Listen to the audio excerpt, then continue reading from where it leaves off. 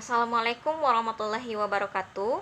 Perkenalkan, kami dari kelompok 4 dalam mata kuliah Fisika Modern akan menjelaskan hasil diskusi kami mengenai transformasi Lorentz dan dinamika relativistik. Nah, kami beranggotakan 3 orang. Yang pertama, Irfan Fadilah. Yang kedua, ada Anissa Fitri dan saya sendiri, Nilam Sari. Yang pertama, kita akan membahas mengenai transformasi Lorentz. Nah, sebelumnya saya akan menjelaskan mengenai teori relativitas khusus yang pernah dipublikasikan oleh Einstein pada tahun 1905.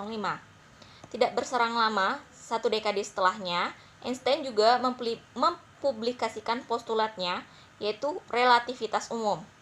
Nah, teori ini dikatakan relativitas khusus karena hanya berlaku untuk kerangka acuan inersial saja, yaitu kerangka acuan yang bergerak dengan kecepatan konstan terhadap kerangka acuan lainnya. Jadi, teori relativitas khusus itu terdiri dari 2 postulat, teman-teman. Nah, yang pertama itu ada hukum-hukum fisika yang memiliki bentuk yang sama pada semua kerangka acuan yang bergerak dengan kecepatan tetap atau kerangka acuan inersialnya. Nah, yang berbeda dari teori relativitas Newton yang menyatakan ruang dan waktu itu adalah mutlak.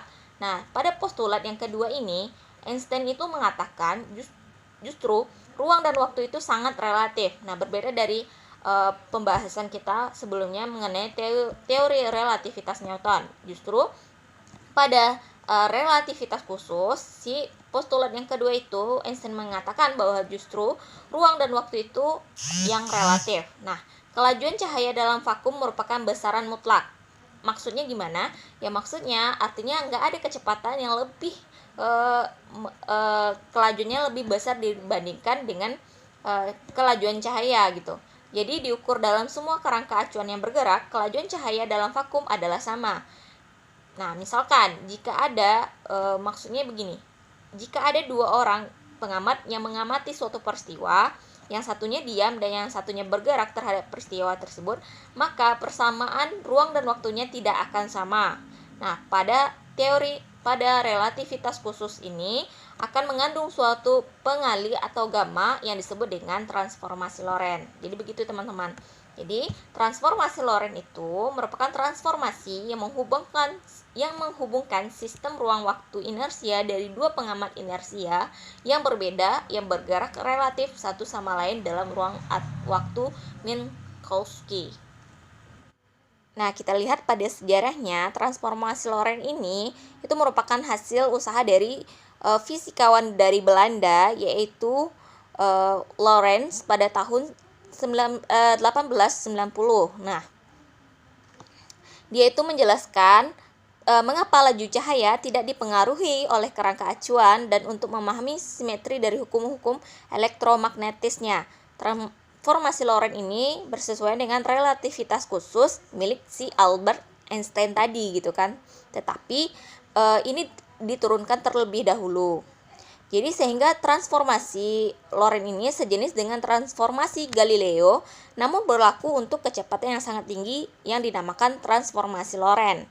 Nah, transformasi Lorentz ini akan menjadi transformasi Galileo pada kecepatan rendah lebih dari kecepatan cahaya dan dapat menunjukkan bahwa kecepatan cahaya tetap sama pada semua kerangka. Sehingga jika dilihat lagi penjelasannya, bahwasanya transformasi Galileo itu memang hanya berlaku jika kecepatan-kecepatan yang digunakan tidak bersifat relativistik, yaitu jauh lebih kecil dari kecepatan cahaya.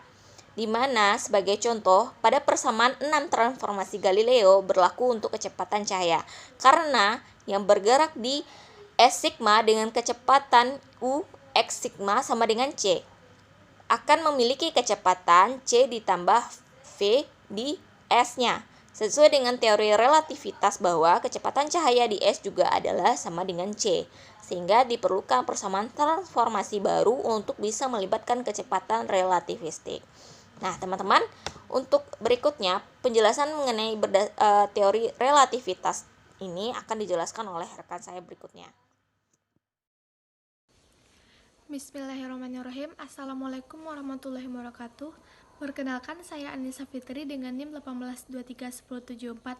Nah, pada kesempatan kali ini saya akan melanjutkan materi dari rekan saya sebelumnya, di mana saya akan membahas tentang kerangka acuan transformasi Lorentz serta dinamika relativistik. Nah, sebelum itu, saya ingin mengulas sedikit tentang transformasi Lorentz.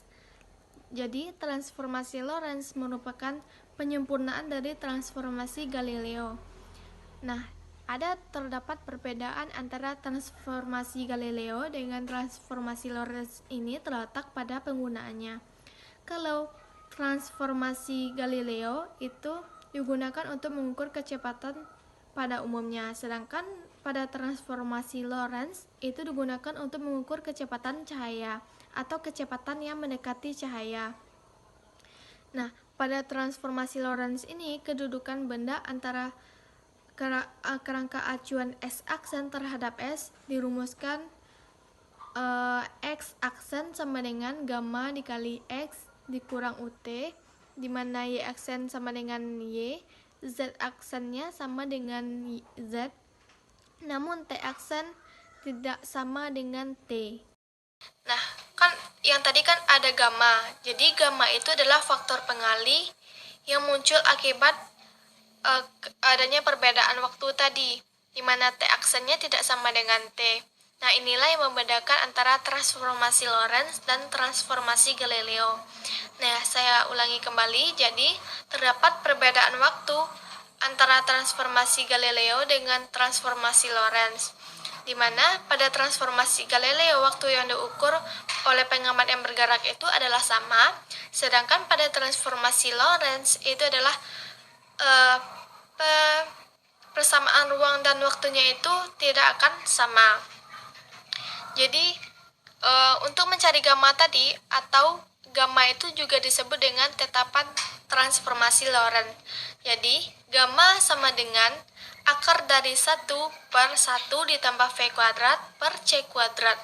Nah, gamma tadi tetapan transformasi Lorentz, V-nya adalah kecepatan benda ataupun objek, sedangkan C adalah kecepatan cahaya. Nah, kecepatan cahaya adalah 3 dikali 10 pangkat 8 meter per second.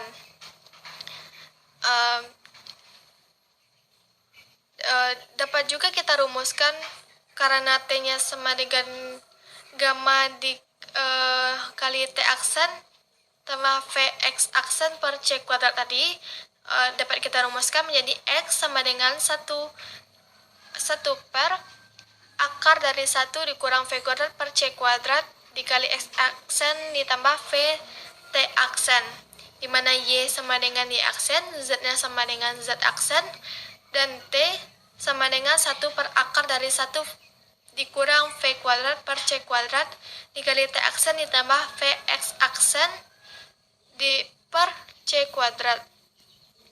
Nah, dengan rumusan tersebut dapat kita hitung kecepatan relativistiknya, di mana Vx aksen sama dengan Vx dikurang V per 1 dikurang Vx dikali V per C kuadrat. Atau kalau untuk mencari Vx-nya sama dengan Vx aksen ditambah V per 1 ditambah V dikali Vx aksen per C kuadrat. Nah, tanda plus ataupun minusnya ini bisa berubah tergantung dari arahnya. Kalau dia plus berarti dia mendekati, kalau dia min berarti dia menjauhi. Nah, selanjutnya kita masuk ke dinamika relativistik. Nah, dinamika relativistik ini merupakan pembahasan yang membahas tentang hubungan antara perubahan massa terhadap kecepatan, momentum relativistik, serta kesetaraan massa dan energi. Nah, di sini yang pertama saya akan membahas tentang massa energi. Pertama kita lihat dulu mengenai massa relativistiknya. Menurut teori relativitas khusus, bahwa massa relativistik ini dari sebuah partikel yang bergerak dengan melaju dengan V terhadap pengamat dapat dirumuskan menjadi M sama dengan M0 per akar dari 1 dikurang V kuadrat per C kuadrat. Nah, M0-nya ini adalah massa yang diam atau massa yang diukur dengan setelah partikel tersebut berada dalam keadaan diam, atau V-nya sama dengan V0. Sedangkan M merupakan massa relativistik. Nah, massa yang diukur jika benda tersebut dalam keadaan bergerak. Nah, mungkin untuk pembahasan selanjutnya akan dilanjutkan oleh rekan saya. Nah, sekian dulu dari saya. Terima kasih. Assalamualaikum warahmatullahi wabarakatuh. Baiklah, assalamualaikum warahmatullahi wabarakatuh. Perkenalkan, nama saya Irfan Fadilan, 18231070. Jadi di sini saya akan menjelaskan materi tentang dinamika relativistik. Baiklah, yang B, momentum relativistik. Momentum suatu partikel didefinisikan sebagai perkalian massa dan kecepatannya berdasarkan hukum kekekalan momentum linear dalam relatif umum. Maka didefinisikan momentum sebuah partikel yang massa diamnya m0 dan lajunya v adalah dalam persamaannya, yaitu P sama dengan M kali V, dimana itu bisa disamakan dengan momentum relativitas, yaitu M dikali V per akar 1 dikurang V kuadrat per C kuadrat.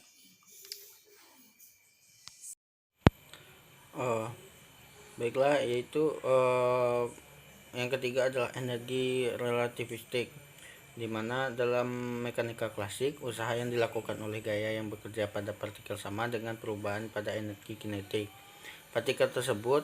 Sebagaimana dalam mekanika klasik, kita akan mendefinisikan energi kinetik sebagai kerja yang dilakukan oleh gaya dalam mempercepat partikel dari keadaan diam sehingga mencapai kecepatan tertentu. Jadi rumusnya adalah EK sama dengan integral sigma f ds, di mana integral dari V sampai 0 yaitu dp per dt